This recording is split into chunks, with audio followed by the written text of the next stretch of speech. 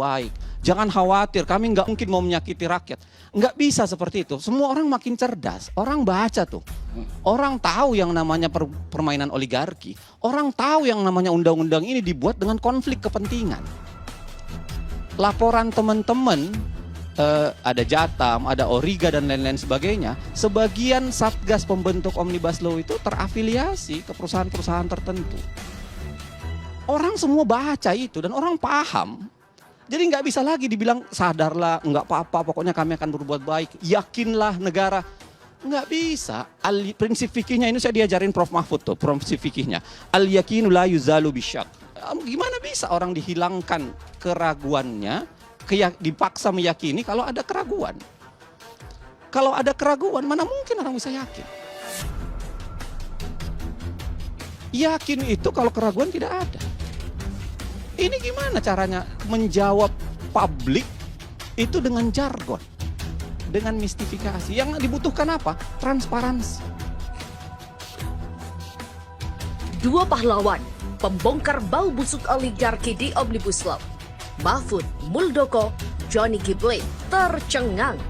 Akhirnya rakyat tahu kebusukan oligarki NKRI. Karena prosesnya terlalu. Kenapa tidak ke MK? Nanti perdebatannya bisa beda lagi, ya. Karena saya ke MK itu seakan-akan membiarkan mereka boleh ugal-ugalan segala-ugalannya, toh nanti silahkan MK yang cuci piring. Menurut saya kayaknya tidak fair gitu. Dunia ini tidak fair betul. Jadi pemerintah dan DPR boleh ugal-ugalan, lalu kemudian seakan-akan kalau ada problem silahkan ke cuci piring nanti di Mahkamah Konstitusi. Saya membayangkan itu menghilangkan tanggung jawab pemerintah dan negara dalam hal itu. Kita akan lihat peningkatan nilai tambah batu bara di salah satu pasal Omnibus. Perusahaan yang melakukan peningkatan nilai tambah batu bara akan mendapat pengenaan 0% royalti. Bagaimana pengaturannya? Tidak ada yang tahu. Bahkan DPR dan pemerintah juga tidak tahu. Kenapa? Karena akan diatur dengan peraturan pemerintah. Peraturan pemerintahnya belum ada. Peraturan pemerintahnya bisa berganti-ganti. Apakah ini adalah sebuah kepastian hukum? Pasti tidak. Soal investasi saya akan serahkan kepada ahlinya, ada Pak Rizal Ramli di sini. Tetapi jangan-jangan bukan itu alasannya. Jangan-jangan alasannya untuk penambahan nilai tambah batu bara 0% karena anggota Satgas Omnibus Law yang salah satunya adalah Pak Airlangga Hartanto juga yang adalah Menteri dan Ketua Satgas Omnibus Law juga terkait dengan perusahaan tambang. Ada beberapa tim pemenangan Pak Jokowi Ma'ruf Amin juga memiliki tambang dan juga masuk di dalam Satgas Omnibus Law. Apakah karena itu buruh dan petani dan jurnalis pun tidak bisa mencari naskah Omnibus Law ketika naskah itu masih dibuat di tingkat pemerintah? Saya ngelihatnya begitu. Kenapa? Karena ini praktik yang berulang dan dilakukan berkali-kali. Ya. Kalau kita bicara soal investasi dan lain-lain sebagainya, kita bicara soal pemberantasan korupsi sebenarnya. Dan pelaku yang sama itulah yang membunuh Undang-Undang KPK. Undang-Undang KPK dengan segala hormat menurut saya hampir kita nyatakan in memoriam KPK gitu. Karena udah lewat nih. Ya, KPK nyaris tidak banyak lagi melakukan hal-hal luar biasa. Saya tidak tahu siapa yang mau bertepuk tangan di situ. Tapi yang jelas KPK sekarang ya sibuk soalannya dengan mobil mewahnya gitu. Ya, mobil yang akan dibagikan kepada komisioner dan lain-lain sebagainya. Dia sibuknya di situ sekarang. Belum lagi ada yang sibuk karena helikopternya dan lain-lain sebagainya. Menurut saya tidak lagi sibuk dalam konsep pemberantasan korupsi yang kita bayangkan, tapi kemudian berjalan tertatih di wilayah pemberantasan korupsi. Dan pelakunya kurang lebih sama sebenarnya, ya, dengan Omnibus Law ini sendiri. Nah, naskah itu kan baru tersebar setelah diserahkan kepada DPR. Dan kita jadi tahu bahwa penyebarannya berarti dari DPR. Kalau betul Omnibus Law untuk rakyat, mengapa rancangan undang-undang perlindungan pekerja rumah tangga 16 tahun tidak kunjung dibahas? Jangankan disahkan, dibahas saja tidak. Kalau benar undang-undang Omnibus Law Cipta Kerja untuk rakyat, mengapa RUU Masyarakat Adat 10 tahun tidak kunjung juga disahkan atau bahkan dibahas? Kita juga saya mencatat data YLBH yang sangat terbatas, saya minta maaf, Januari hingga Agustus 2020 saja minimal ada 79 kasus agraria. Dan di dalamnya juga ada kriminalisasi masyarakat adat. Kalau kita betul-betul mau memajukan Indonesia yang mandiri secara ekonomi, kalau kita mau mengangkat harkat dan martabat rakyat Indonesia, masyarakat adat pasti ada di dalamnya. Mengapa masyarakat adat yang sudah ada sejak sebelum Indonesia merdeka, yang betul-betul mempertahankan kearifan lokalnya harus dikriminalisasi karena mengambil 1-2 ranting di tanah mereka yang kemudian dicuri oleh korporasi. Halo pemirsa pecinta channel kami. Kembali, kami channel menghadirkan informasi untuk Anda. Terus tonton video ini sampai selesai agar Anda tidak gagal paham dan mengetahui informasi selengkapnya. Apalagi saya melihat pemerintahan Jokowi Ma'ruf juga mengalami pergeseran. Ya. Apa alasannya saya nggak tahu. Mungkin ini yang bisa kita bincangkan. Awalnya kalau kita lihat di program-program dan apa yang disampaikan oleh Jokowi dan Ma'ruf itu adalah akan membentuk, jadi gini, di wilayah tumpang tindih itu dia akan membentuk yang namanya Badan Regulasi Nasional. Dan bukan apa-apa, itu badan sudah dimasukkan dalam perubahan Undang-Undang 15 2019. Saking seriusnya waktu itu, janjinya akan melakukan membentuk Badan Regulasi Nasional yang akan menyelesaikan itu semua. Tapi ternyata kalau kita buka Undang-Undang Omnibus dan apa yang dilakukan Undang-Undang Omnibus itu jauh dari konsep itu. Kenapa? Karena dia terabas semua, lalu kemudian terjadi kegemukan sebenarnya. Kenapa terjadi kegemukan? Silahkan baca undang-undang ini. Dari 470-an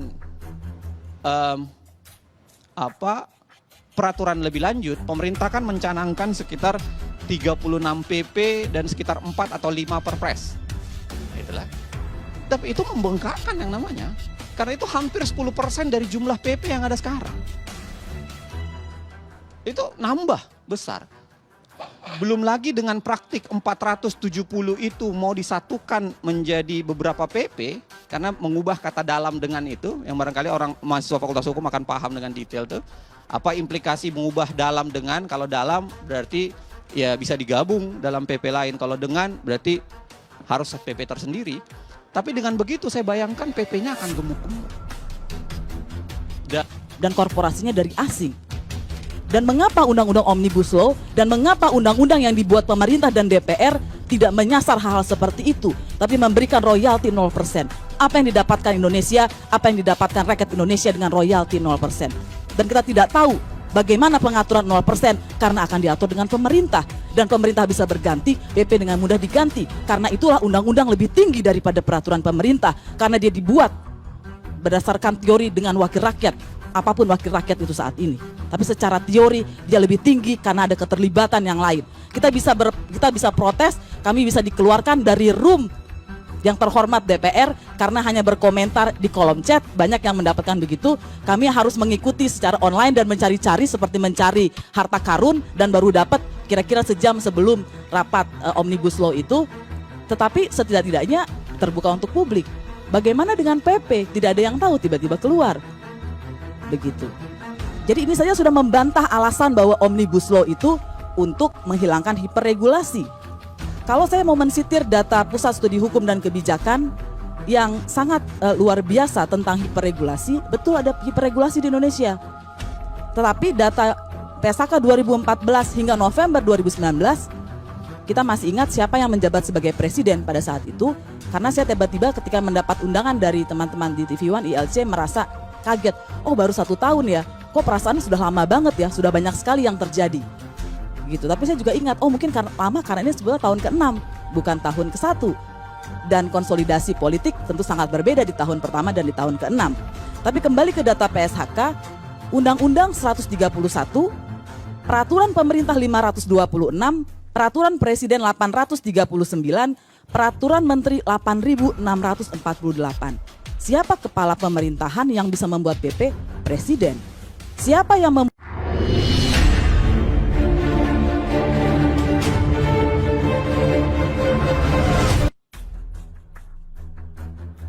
Di laman akun YouTube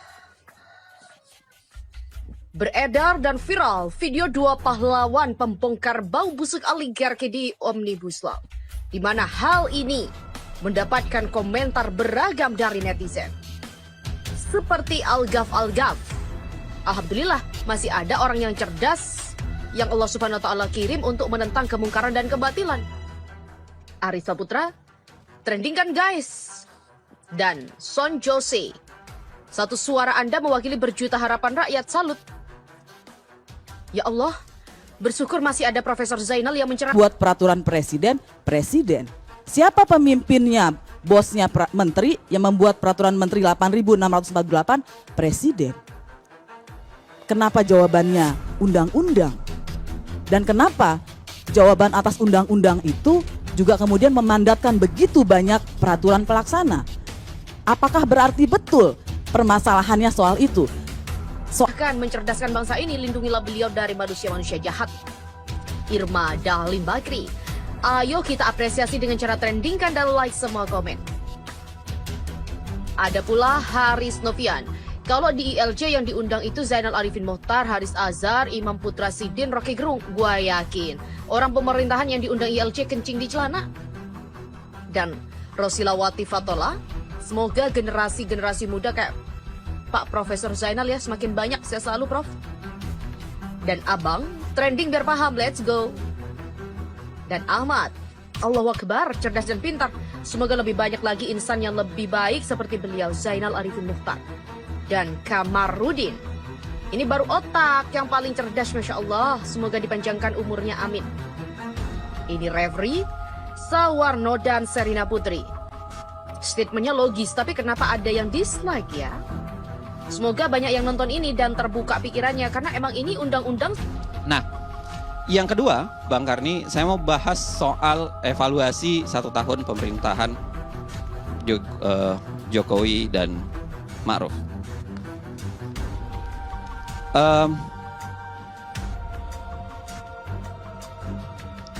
Yang pertama, saya mau bicara soal ini penegakan hukum.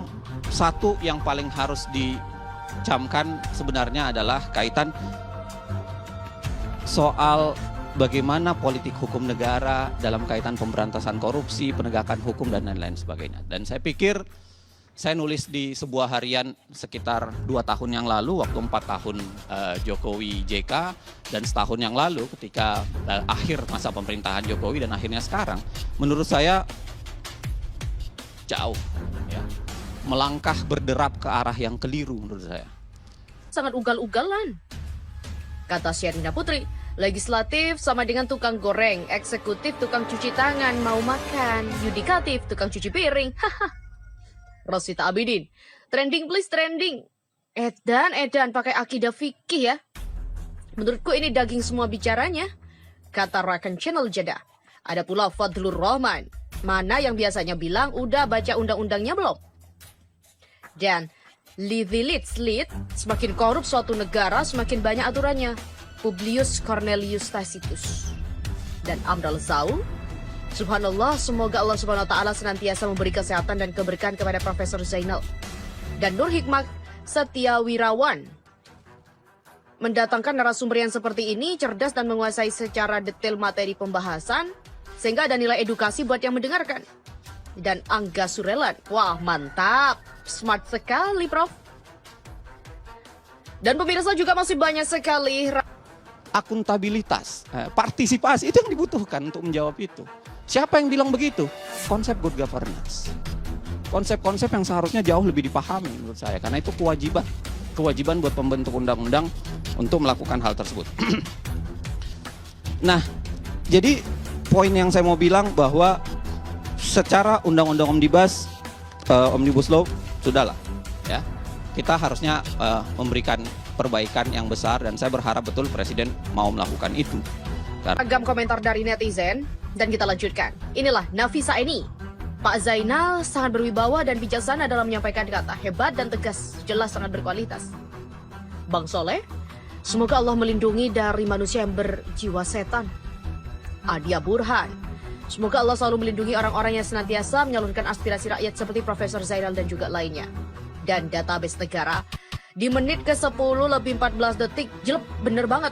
Kenapa kok ngelempar ke MK seakan memberikan ini dan juga membiarkan pemerintah dan DPR boleh ugal-ugalan?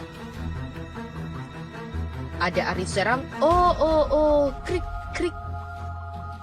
Nge, jangkrik mah nyamuk pada lewat, saya nggak ada Rocky. Wah sayang banget nih nggak ada Bang Rocky, biar tambah party. Berasa demo di ILJ dong. Dan Rike Budianto, Bang Rocky sama Bang Haris Azhar nggak ada, padahal favorit banget kalau di LC. Apalagi kendala teknis Bang Rocky sama Bang Haris tidak ikut di LC kali ini. Wah. Baik, jangan khawatir, kami nggak mungkin mau menyakiti rakyat. Nggak bisa seperti itu. Semua orang makin cerdas. Orang baca tuh. Orang tahu yang namanya permainan oligarki. Orang tahu yang namanya undang-undang ini dibuat dengan konflik kepentingan. Laporan teman-teman, ada Jatam, ada Origa dan lain-lain sebagainya. Sebagian satgas pembentuk Omnibus Law itu terafiliasi ke perusahaan-perusahaan tertentu. Orang semua baca itu dan orang paham. Jadi nggak bisa lagi dibilang sadarlah, nggak apa-apa, pokoknya kami akan berbuat baik, yakinlah negara. Nggak bisa. Prinsip fikihnya ini saya diajarin Prof. Mahfud tuh, prinsip fikihnya. Al-yakinu la yuzalu bisyak. Gimana bisa orang dihilangkan keraguannya, dipaksa meyakini kalau ada keraguan. Kalau ada keraguan, mana mungkin orang bisa yakin? Yakin itu kalau keraguan tidak ada. Ini gimana caranya menjawab publik itu dengan jargon, dengan mistifikasi. Yang dibutuhkan apa? Transparansi. Rezim terlucu sepanjang sejarah Indonesia dan diulang 2 kali, miris. Begitulah kata Enoch Bilis. Kemudian ada pula Enoch, cerdas, semoga Allah selalu melindungi beliau. Ada pula Aris Munandar Gultom. Percuma dikasih penyerahan sama Jokowi, toh Megawati yang presiden, miris sekali memang rezim ini. Menteri segala urusan gak hadir ya? Opung Luhut, sang pencetus Omnibus Law, kata Egy Saputra. Dan kita beralih pada komentar dari Lukman. Mantap, gaya bicaranya seperti Haris Azhar. Pas lihat Wikipedia ternyata beliau kelahiran di ujung pandang satu kampung sama saya. Logat-logat bicaranya seperti orang Bugis. Ternyata benar, beliau orang Bugis. Sehat selalu Prof. Dan Muhammad Nur. Pusing Mahfud dengernya. Hancur kita semua yang di meja dimakan mentah-mentah sama Zainal. Wah, trendingan benar sekali nih. Profesor, keren banget orang seperti ini yang harus jadi presiden, pakar hukum tata negara. Apa masih ada yang mau komen? Udah baca undang-undangnya belum? Ini udah dijelasin sama ahlinya, kata Yuli Siu. Dan pemirsa, ada pula akun dari Widianti G563 yang mengatakan, mantap Bang Zainal, semoga Anda dalam lindungan Allah Subhanahu wa taala. Anto Darwanto, di menit ke-9, wah nampol banget Pak Mahfud, suwe. Ada pula Haryadi Hari, Emput dan Simul, wah cancu anak ini, bikin malu gua aja. Budi Setiawan, God bless you for always sir, just one word for you Mr. Zainal, brilliant. Begitulah katanya. Dan pemirsa, akun dari Daniel Debu juga mengomentari hal ini. Mahfud MD garu-garu kepala aja. Ada pula dakwah Islam monarki demokratis.